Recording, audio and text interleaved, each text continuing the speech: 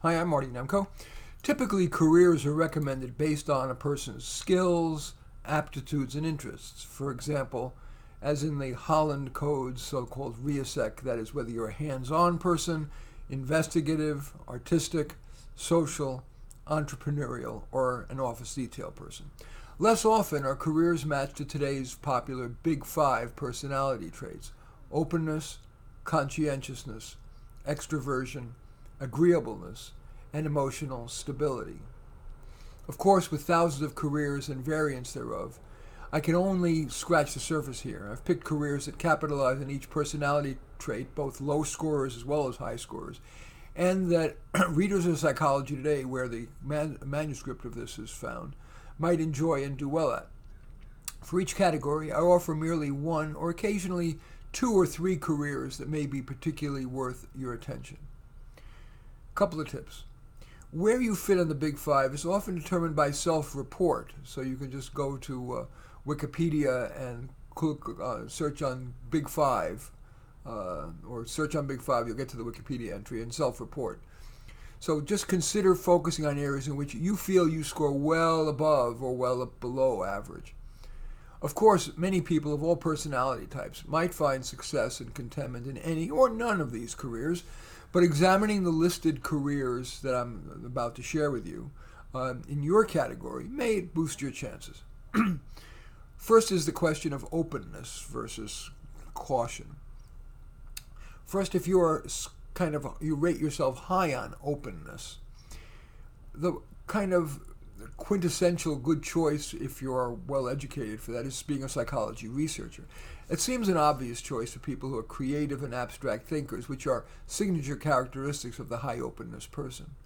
Alas, getting to exercise those attributes typically requires not just a PhD and maybe a postdoc, but a willingness to focus narrowly. Early in your doctoral program, identify a fundable or marketable research area, maybe an understudied but potentially fruitful basic research area, for example regarding gene expression or neural circuits. Or if you prefer more quickly practical findings, you might choose a promising applied research area within hot areas like autism, depression, ADHD, intelligence, or Alzheimer's. For example, working for a biotech or pharmaceutical company.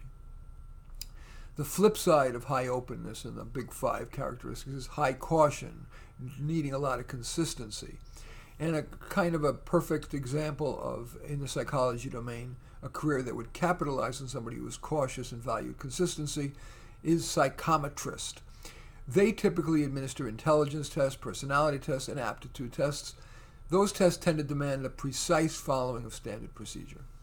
The second of the Big-5 is conscientiousness. For people who score high in conscientiousness, one good example of a career well-suited is bioethicist. This is a psychology-related career in which life and death decisions are frequently required and thus demanding a high level of conscientiousness. A typical issue faced by bioethicists would be helping a couple with a genetic predisposition to depression decide whether to have children. Or, more macro, in a single-payer healthcare system like the so-called Medicare for All, should everyone legally in the U.S. or not, paying into the system or not, be entitled to the same level of health care as life or death implications? The flip side of the conscientiousness, that is, if you'd score low on that conscientiousness factor within the Big-5, would be what I call high easygoingness. And for them, a good example of a psychology-related career that might fit is an art therapist, music therapist, horticultural therapist, or pet therapist. Such counselors tend to work with patients for whom major quick improvement isn't required or expected, and where an easygoing, artsy, feeling-centered person may be well-suited. Another example of a career that might suit people who are high on easygoingness or low in conscientiousness might be an artist or a fiction writer specializing in psychological themes.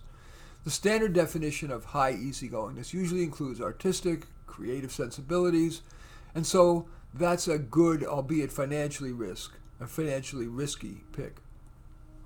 The third of the Big-5 personality characteristics is extraversion versus introversion.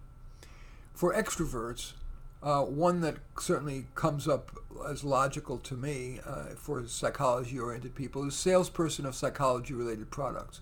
For example, psychological tests, practice management software, psychologist office leasing. In the nonprofit sector, fundraiser, which is kind of the sales analog in the nonprofit sector. And again, if we're focused on psychology, you might be a fundraiser for the National Alliance on Mental Illness, the National Association of Gifted Children, or Autism Speaks, which is the main nonprofit aimed at dealing with kids on the autism spectrum. The flip side is introverts. And a quintessential example of a psychology-related career that would be fine for introverts is a lab technician, lab technologist. Whether you're working with data, animals, or even humans, this sometimes psychology-related career is well suited to introverts because the amount and the complexity of human interaction tends to be limited and or structured.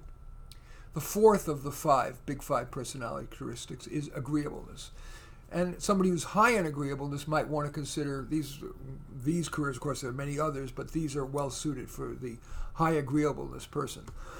A human resource specialist, especially in organizational development, conflict resolution, or in inclusion, diversity, harassment training, one of those. Another career that's well suited for people who are high in agreeableness is being a mediator. The good mediator has that ineffable gift of calming people, enabling them to be more rational than often is the case in disputes. The high agreeableness person is likely to have that gift. The flip side of the agreeableness question, of course, is low agreeableness. And a career that's well suited for people with low agreeableness is self-employed consultant. Possible psychology-oriented niches might be developing an organization's employee selection paradigm, developing an organization's psychologically oriented documents, for example, the employee handbook, including how emergencies are to be handled. And the fifth and final of the Big-5 personality characteristics are emotional stability.